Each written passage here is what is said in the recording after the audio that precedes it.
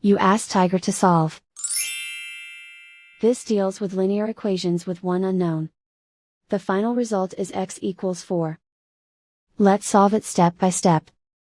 Group all x terms on the left side of the equation. Subtract 6x from both sides.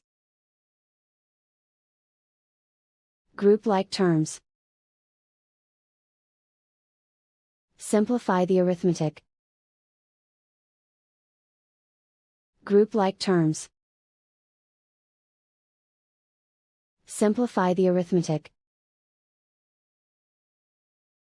Group all constants on the right side of the equation. Add 6 to both sides. Simplify the arithmetic.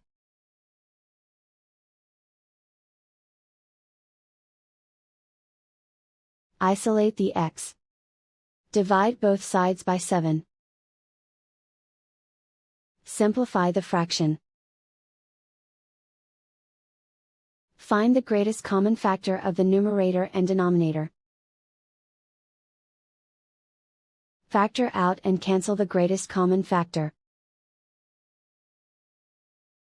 And so the final result is x equals 4.